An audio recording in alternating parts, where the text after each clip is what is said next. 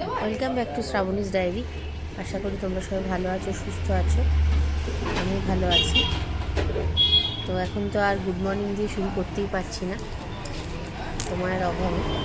যদি তোমাদের সাথে শুরু করছি এমন টাইমে যখন হয়তো আমার দোকানে কাস্টমার এসে গেছে, খেতে বসেছে, সেরকম টাইমে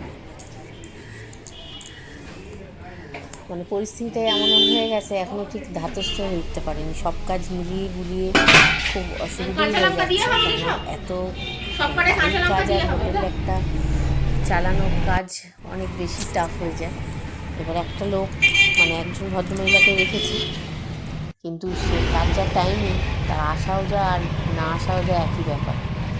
যখন আমরা কথা বলে তাকে রাখি, সে বলেছিল সকালবেলা 8টার মধ্যে চলে আসবে, আবার বেলায় 11:30 12টার মধ্যে চলে যাবে, আর বিকেলবেলা 6:30টায় আসবে, 9টা 9:30টার মধ্যে চলে যাবে। কিন্তু সেটা আলটিমেটলি গিয়ে থেকেছে সকালবেলা একটা 9টা 9:30, আর আসবে ওটাই, কিন্তু যাওয়ার টাইমটা 11:30, খুব জোর 11:45।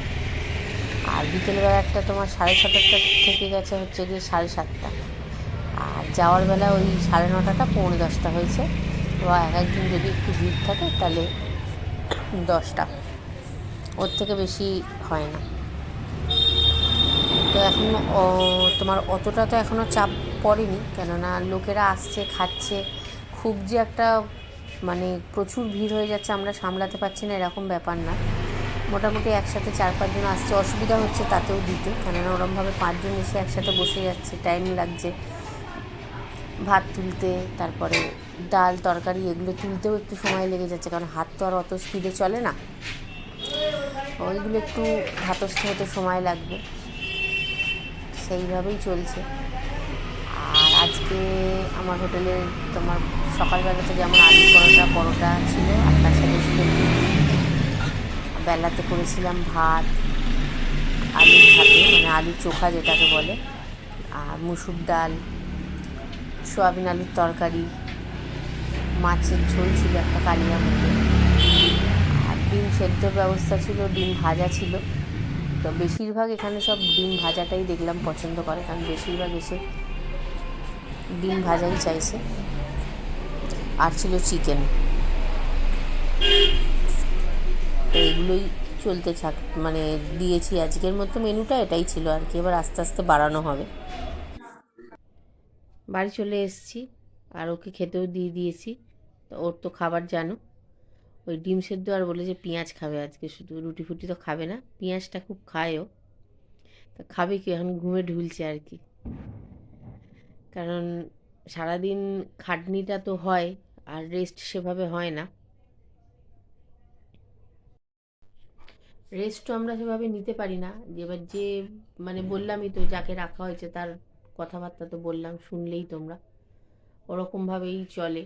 এবার এখনই এই মুহূর্তে যদি তাকে ছাড়িয়ে দিই, তাহলে পরে দুজনে মিলে সামলানো খুব অসুবিধা হয়ে যাবে। তো সেই জন্য এই মুহূর্তে তাকে আমাকে রাখতে হচ্ছে। আমি খুঁজছি লোক, একটা ভালো লোক খুঁজছি, যে অন্তত পক্ষে যে ঠিকঠাক টাইমে আসবে, অন্তত হেল্পারিটা ঠিক করবে, মানে রান্না বান্নার দরকার নেই, রান্না বান্না আমরা দুজনে হয়তো সামলে নেবো, রান্নারা সেরকম তো কোনো ব্যাপার না।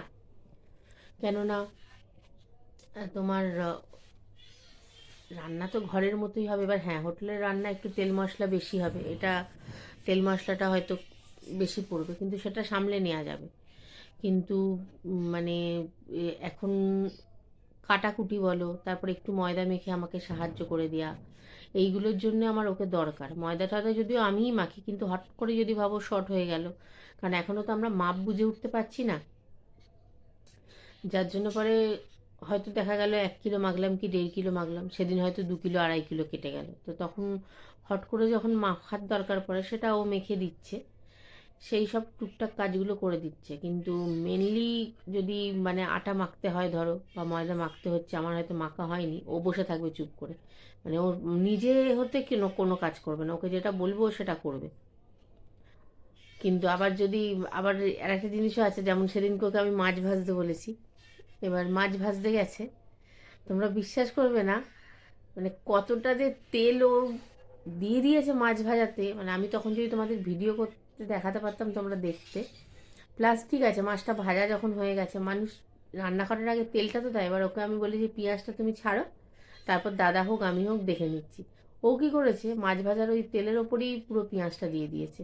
অতটা তেল, এইবার যারা খেতে আসছে তাদের কি হয়, মানুষ হোটেলে খায় ঠিক কথা, কিন্তু রেগুলার যারা খায় তারা একটু ঘরোয়া টাইপের খাবার কিন্তু খোঁজে, মানে আমাদের এখানে তো তাই বলছে।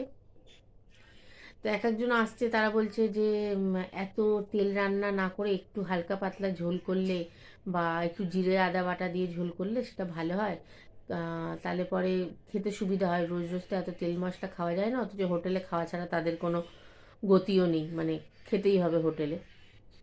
তো সেই জন্য আমরা ওটা চেষ্টা করবো। এবার আমরা বললাম যে ঠিক আছে, দেখব।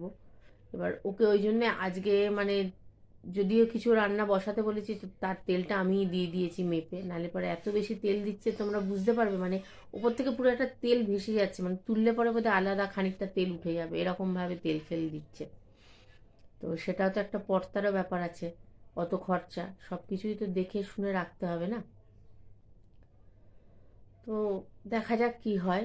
লোকজনের জন্য অনেককে বলেছি যে একটা ভালো লোক দিতে, হেল্পার হোক, আর যদি রান্নার লোক হয় তাহলেও দেখতে হবে সে কিভাবে করছে না করছে। তো রান্নার লোকের থেকে আমরা চাইছি একটা হেল্পার হলেই খুব বেশি সুবিধা হয়। আর কি বলবো, এইটুকুটাই আমি তোমাদের সাথে কথা বলার সুযোগ পাচ্ছি।